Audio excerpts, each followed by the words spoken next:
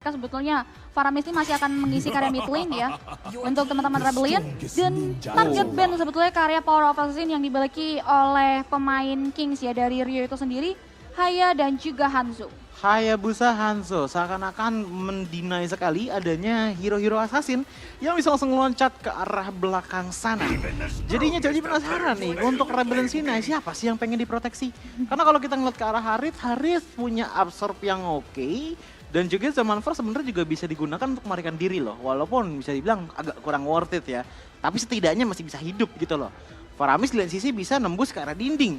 Larinya gampang. Begitupun juga dengan Arlott. So, mungkin Choji akan katakan jungle mereka yang akan dijaga banget. Apakah akan ada Granger jungle? Atau Yisansin. Atau Yisansin jungle dari Rebellion Sinai? We never know. Ini akan terkuak setelah mereka mensecure 2 hero di 14 detik count waktu yang berjalan. Jungler tipikal apakah yang mereka bawa, karena memang kalau ngomongin assassin power udah dipersempit. Tidak ada lagi Lancelot, Ling, Haya, dan juga Hanzo. Dan yang tersisa adalah fighter jungler Martis mungkin. Dan Yisansin, like we said before ya, langsung diamankan. Dan satu hero romer support juga yang sebelumnya diduga oleh Choji yang mengarah ke arah Estes, tapi kini dengan power CC yang hadir dari Mino sebetulnya, that's why mereka memilih ke arah Digi. Penutupannya dengan ke arah Yisansin dan juga Yuzong. Yeah. Tapi sebenarnya kalaupun emang ada Yuzong, ada Bane, ada Kadita, di tangan Yisansin ini masih punya possibility untuk dihindari dengan traceless-nya.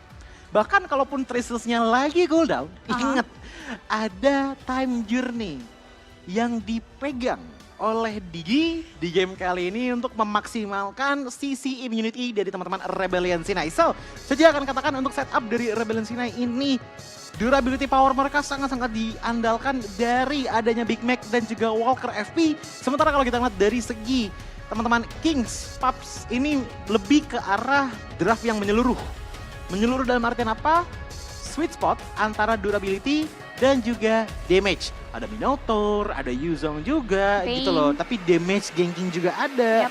Sisi power juga oke gitu loh. So, itu dia dengan 10 hero yang telah dipilih oleh masing-masing tim. Langsung aja kita lihat game kedua, match kedua permainan antara Rebellion Sinai melawan King Pups. Yap, ini dia masih di game yang kedua, match kita yang kedua.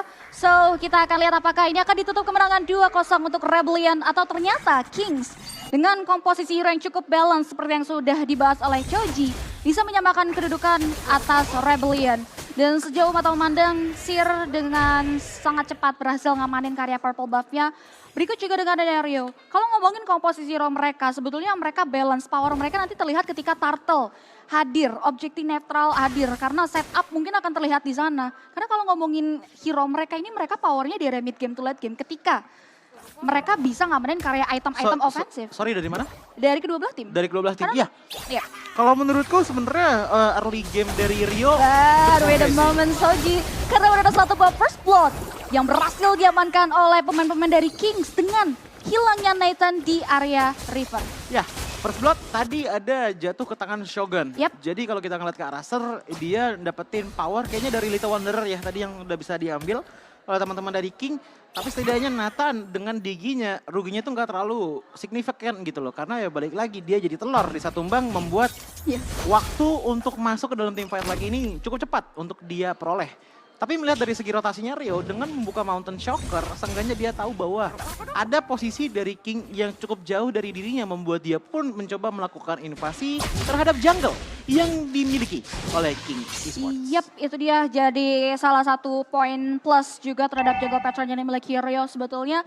Dan mungkin ini akan ada space yang diberikan oleh pemain-pemain dari Rebellion Sinai untuk Rio yang memang butuh banget scaling by item untuk bisa berkontribusi melalui damage. Tapi sudah mulai terpantau di area kamera kita bahwa point of view Sir sedang melakukan poking karya Turtle, posisi yang cukup jauh dari pemegang Retribution Rebellion Sinai itu Rio, yang menandakan bahwa bakal nggak ada kontes lagi untuk di Turtle pertama. Ini bakal diberikan secara cuma-cuma laser yang memang tidak ada observasi juga, tidak ada penjagaan. Karena lihat fokus dari seorang Bell adalah manfaatin rerumputan untuk bisa memberikan serangan-serangan kejutan di area awal mengarah ke area mid laner yang dimiliki oleh Rebellion. Oke, untuk sekarang di menit ketiga, net worth udah mulai ada perbedaan tapi nggak signifikan, hanya 1 skill point saja perbedaannya. Cuman saja melihat dengan adanya Harith ditambah lagi dengan Digi untuk daerah bottom lane. Ini Minotaur dari King ya, harusnya sih udah mulai intens nge-babysit ke arah bot lane ya sih. Karena balik lagi Summoner ditambah lagi dengan Harith yang sebenarnya range-nya nggak terlalu jauh, tapi sekali kena untuk di arah early game juga lumayan sakit loh. Yep. Apalagi datangnya ke arah Cloud Newt yang tidak menggunakan Brave Smite, justru menggunakan Quantum Charge. Oke, tapi udah ada satu buah serangan kejutan yang datang mengarah ke area Walker yang masih bisa bertahan sepersekian detik, tapi berhasil dieliminasi begitu saja oleh seorang Bell dari area teman-teman Kings. Dan satu tukar nothing, lagi-lagi Rebellion mereka berada di posisi yang tidak diuntungkan di area early game. Bentar, ini ada perbedaan nih antar dari XP laner, sama-sama menggunakan Fighter Emblem, sama-sama menggunakan Brave Smite, tapi untuk talent kedua dan juga talent pertamanya mereka berbeda.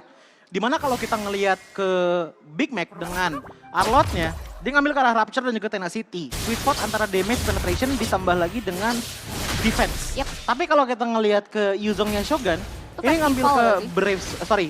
Festival of Blood, ditambah lagi dengan adanya Furnace yang ngebuat ini juga sweet spot antara durability sama offensive, tapi sebenarnya lebih cenderung ke arah durability sebenarnya sih Iya. dengan Festival of Blood-nya. Kita tahu betul bagaimana skill flame yang bisa dihadirkan oleh seorang Shogun ya. Itu yang mungkin dimaksimalkan dengan adanya Festival of Blood di talent kedua yang diamankan oleh seorang Shogun terkait emblem. Dan sejauh ini masih menjadi Infinity War aja. Shogun dan juga Big Mac belum mau terlalu gegabah untuk melakukan inisiasi team fight. Terlebih lagi Turtle yang terakhir akan muncul dalam waktu beberapa detik. Rotasi dari Bell juga udah mulai terlihat. Final Slash di denial dengan area 1 bawah Shadow DT. Dan Bell terhentikan dengan adanya damage yang diberikan dan teroutplay. Satu pemain finally berhasil diamankan oleh pemain Rebellion yang sudah mulai nampaknya untuk melakukan poking karya Turtle. Lihat Shogun bakal coba untuk memberikan distractions, memberikan space atas Sir untuk bisa mengamankan Turtle yang kedua. Tapi lihat team fight dari pemain Rebellion yang membuat dua pemain dark, tapi masih bisa bertahan dengan ada satu buah Black Dragon Form yang dibuka dari seorang Shogun. Dan lihat, dari dan tertinggal di rombongannya dimiliki oleh Kings membuat satu pemain lagi dari teman-teman Kings harus tewas di area hutan. Turtle memang diambil oleh King, tapi lihat bagaimana pertukarannya membuat Shogun darahnya tipis dan pun juga tumbang. Ini ada pertukaran ya untuk dari Newt dan juga Shogun. Cuma seenggaknya ada push potensial yang bisa didapati oleh teman-teman dari Rebellion Sinai. Lihat bagaimana Digi di area bottom lane itu udah benar-benar nahan banget, bahkan melakukan reverse time terhadap Shogun. Lawannya Harith.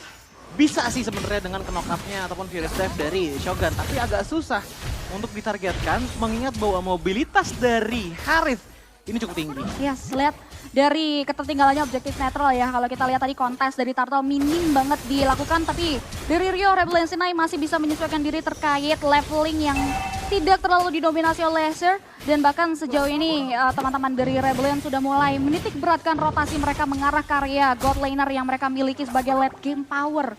Yang juga menjadi satu buah asuransi oleh teman-teman dari Rebellion.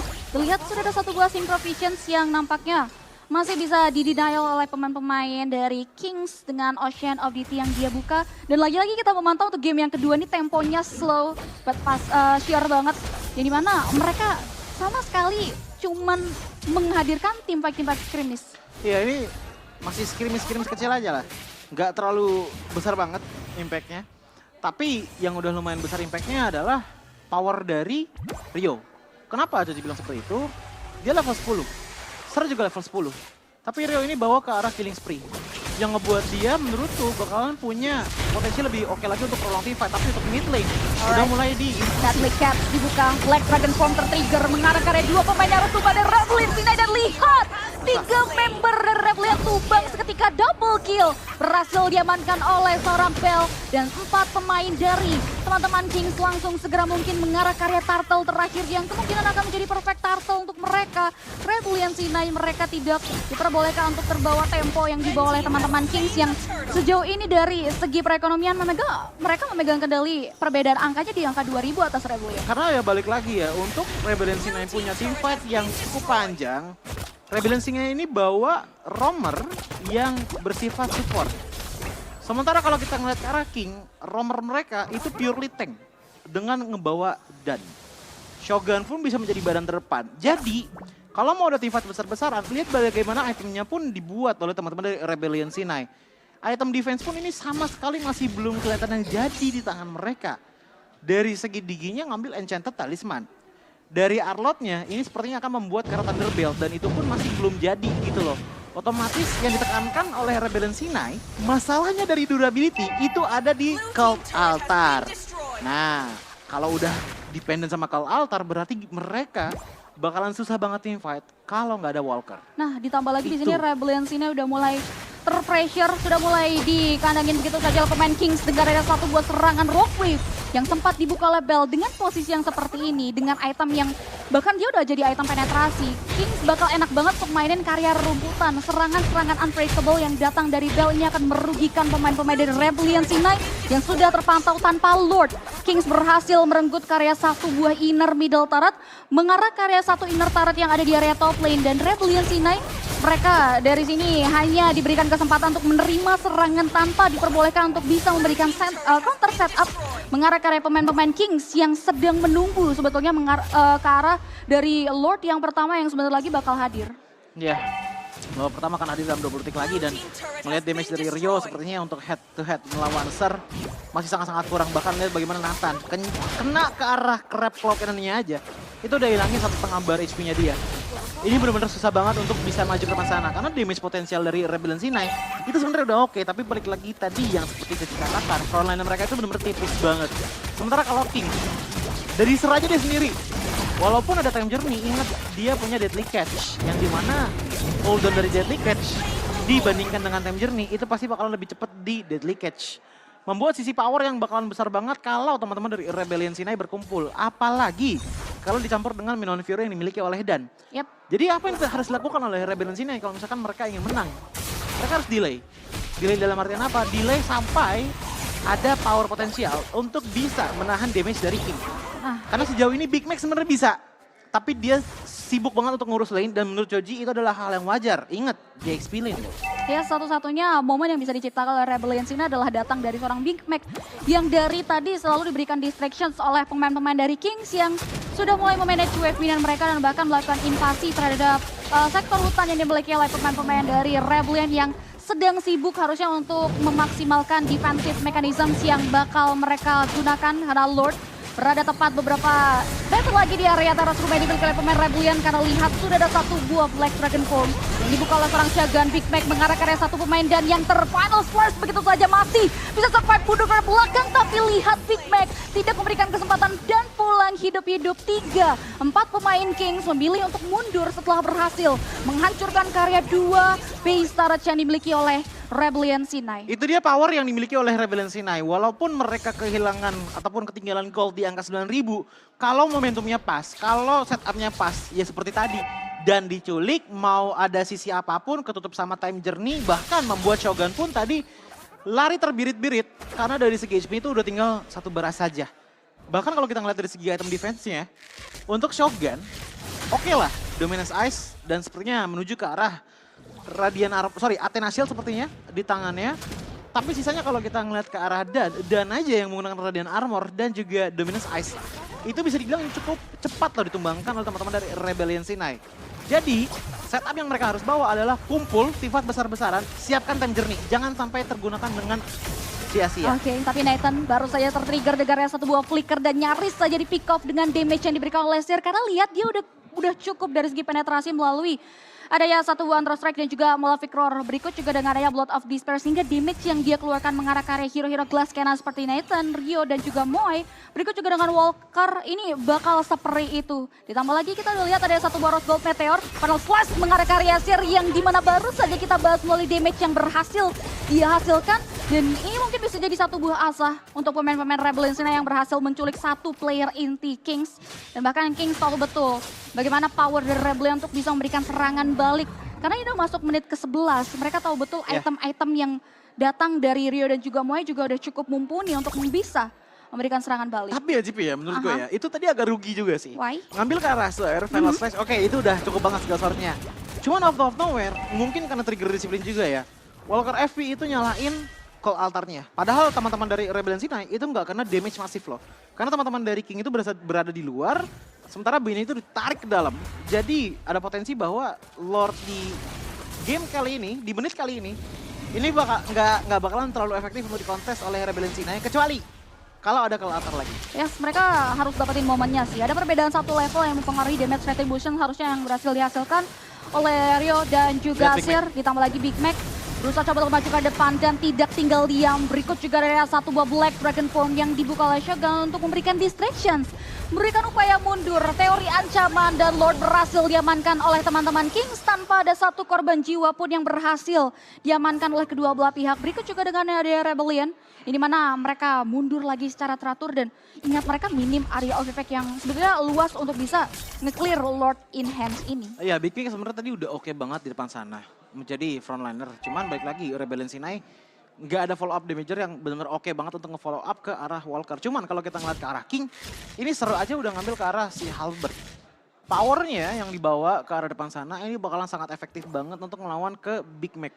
Newt pun kalau kita lihat ya dari tadi, ini KD-nya masih 0-0 loh. Karena Blazing Duetnya dari tadi susah banget untuk masuk. Kalaupun emang masuk, pasti nggak bakal bisa efektif karena ada dua penjaga HP loh dari Rebellion Sinai. Ya, sejauh ini Lord masih berusaha untuk ditahan.